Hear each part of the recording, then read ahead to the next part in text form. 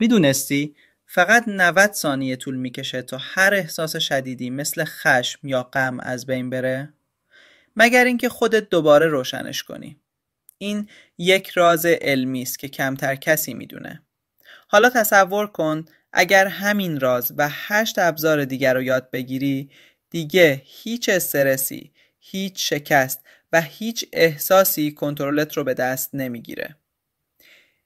این ویدیو همون نقطه‌ایه که میتونه کل مسیر زندگیت رو تغییر بده. اما یادت باشه، اگه نیمه کاره ولش کنی، بزرگترین ابزارهای رشد فردی رو از دست میدی. فصل 1. قانون 90 ثانیه. هر احساس شدید مثل خشم، غم یا ترس فقط 90 ثانیه در بدن فعال میمونه، مگر اینکه دوباره شعله ورش کنی. وقتی این احساسات فعال میشن، بدن مواد شیمیایی مثل آدرنالین و کورتیزول آزاد میکنه که ضربان قلب و تنفس رو بالا میبرن و مغز رو در حالت هشدار قرار میدن. اما تحقیقات نشون داده این مواد بعد از 90 ثانیه به طور طبیعی تحلیل میرن. پس دفعه بعد که عصبی شدی یا غمگین شدی، فقط 90 ثانیه تنفس عمیق و مشاهده احساساتت کافی است. بدون تحلیل یا سرزنش. فقط تماشا کن که موج احساسات میاد و میره.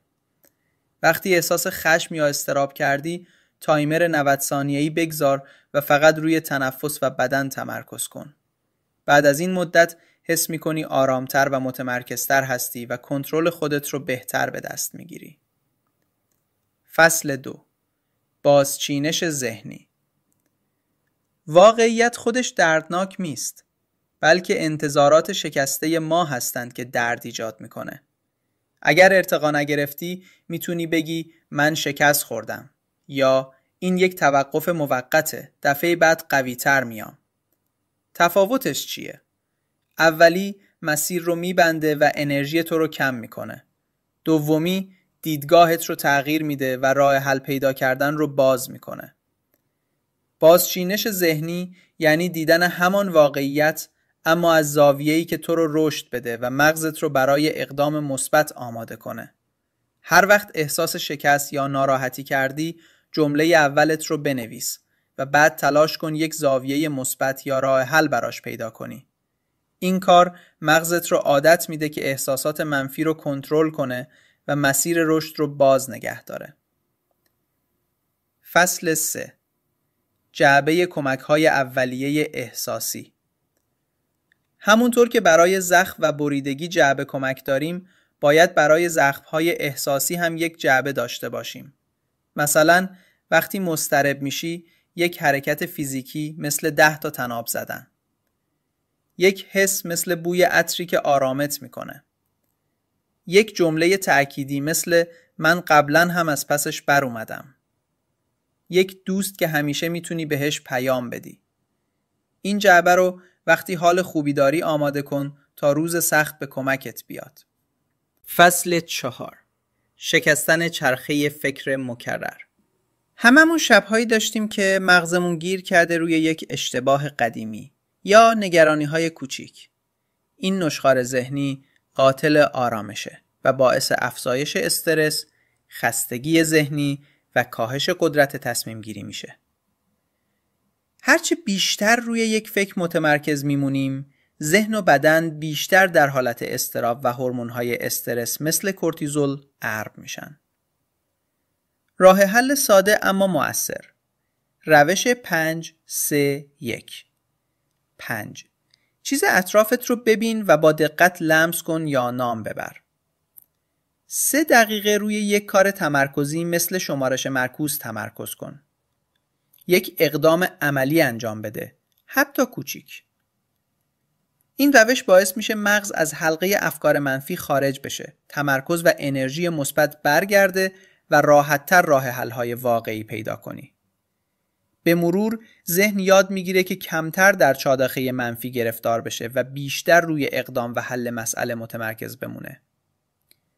دفعه بعد که ذهنت گیر کرد، همین روش 5-3-1 رو اجرا کن و تأثیرش رو روی آرامش، کنترل احساسات و قدرت تصمیم گیری خودت مشاهده کن.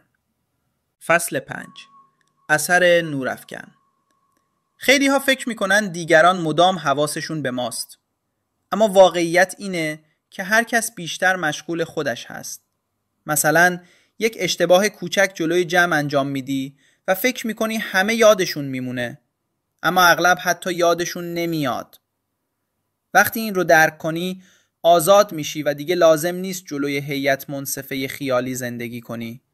این فهم ساده اعتماد به نفس و آرامش ذهنی تو رو بالا میبره. دفعه بعد که خودت رو قضاوت میکنی از خودت بپرس آیا واقعا کسی اینو به یاد میاره؟ اغلب جواب نخواهد بود و این آرامش بزرگی بهت میده. فصل 6. گفتگو با خود به صورت شخص سوم. به جای گفتن من نمیتونم بگو جان محمد میتونه. تحقیقات نشون داده وقتی خودتو مثل یک دوست خطاب میکنی بخش منطقی مغزت فعال میشه و تصمیمات عاقلانه تر میگیری. این کار باعث میشه احساسات تحت کنترل قرار بگیره و استرس کاهش پیدا کنه.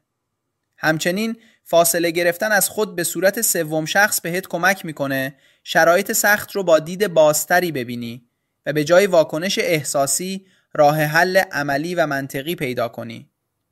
دفعه بعد که با چالشی روبرو شدی خودت رو سوم شخص خطاب کن و ببین چطور راحت تر میتونی تصمیم بگیری، آرامش خودت رو حفظ کنی و گام بعدی رو برداری. فصل 7. مقایسه ذهنی.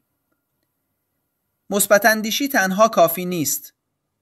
باید هم روی رؤیا تمرکز کنی و هم موانع واقعی رو ببینی. میخوای هر روز ورزش کنی. اول تصور کن بدن پر انرژی و قوی داری. بعد به واقعیت نگاه کن. خسته بعد کار، کمبود وقت. حالا برنامه ریزی کن. اگر خسته بودم حداقل 10 دقیقه ورزش سبک انجام میدم. با این کار رؤیا و واقعیت با هم ترکیب میشن و تبدیل به اقدام واقعی و مداوم میشن. ذهن دیگه فقط خیال بافی نمیکنه، بلکه راه عملی برای رسیدن به هدف پیدا میکنه. فصل 8. پارادوکس استاکدیل. اسیران جنگی که زنده موندن یک ویژگی مشترک داشتن. ایمان داشتن که در پایان پیروز میشن، در حالی که با واقعیت سخت زندان روبرو بودن. این یعنی نه خوشبینی کورکورانه حتما تا کریسمس آزاد میشیم و نه ناامیدی کامل، هیچ امیدی ندارم. این تعادل چیزیه که روانشناسان بهش میگن تعامل امید و پذیرش واقعیت. مغز انسان وقتی با شرایط سخت روبرو میشه معمولاً 2 مسیر داره. یا ناامیدی و تسلیم یا امید بیپایه و خوشبینی کورکورانه. هر 2 مسیر آسیب زننده هستن. اولی انگیزه رو نابود میکنه و دومی باعث تصمیمات غیر واقع بینانه میشه. اما اسیران زنده ترکیب متعادل این دو رو رعایت میکردن. اونها واقعیت زندان، محدودیت‌ها و سختی‌ها رو دقیق می‌دیدن، اما همزمان ایمان داشتن که میتونن زنده بمونن و روزی آزاد بشن. این باور بهشون انرژی ذهنی و انگیزه عملی برای بقا میداد. تصور کن پروژه‌ای بزرگ داری که شکست خورده و همه چیز به نظر غیر ممکن میاد. میتونی 2 راه بری. تسلیم بشی و بگی هیچ کاری نمیتونم انجام بدم. کاهش انگیزه و استرس بیشتر. یا واقعیت مشکلات رو قبول کنی و همزمان باور داشته باشی که با تلاش و برنامه میتونی موفق بشی. افزایش تاباوری و تمرکز. این ترکیب باعث میشه مغز در حالت تمرکز و حل مسئله فعال باشه و نه در حالت واکنش احساسی یا فرار. تحقیقات روانشناسی نشون داده کسانی که در شرایط سخت با این تعادل رفتار میکنن سطح کورتیزول پایین‌تر و عملکرد شناختی بهتری دارن. یعنی هم آرامش ذهنی بیشتری دارن، هم تصمیمات بهتری میگیرن. فصل 9. سیستم تاباوری شخصی. حالا همه ابزارها رو یک جا میذاریم. برای بدن تنفس 4-7-8 رو روزانه تمرین کن. برای ذهن بازچینش و گفتگوی شخص سوم. برای رفتار قانون 90 ثانیه و مقایسه ذهنی. برای ارتباط یه شبکه حمایتی 3 تا 5 نفره بساز. اینها وقتی مداوم تمرین بشن تبدیل به یک سیستم خودکار میشن. 9 ابزار رو دیدی. از قانون 90 ثانیه تا پارادوکس استاکدیل. اینها فقط تکنیک نیستن. سیستم بقا و رشد در زندگی واقعی هن. یادت باشه تاباوری یعنی طوفان رو متوقف نکنی بلکه یاد بگیری زیر بارون برقصی. پس همین امروز یکی از این ابزارها رو انتخاب کن، 1 هفته تمرینش کن و تغییر رو ببین. و اگر میخوای این مسیر رو با هم ادامه بدیم همین الان کانال رو سابسکرایب کن و زنگوله رو بزن، چون ویدیوهای بعدی همون چیزی هن که ممکنه آیندت رو بسازن.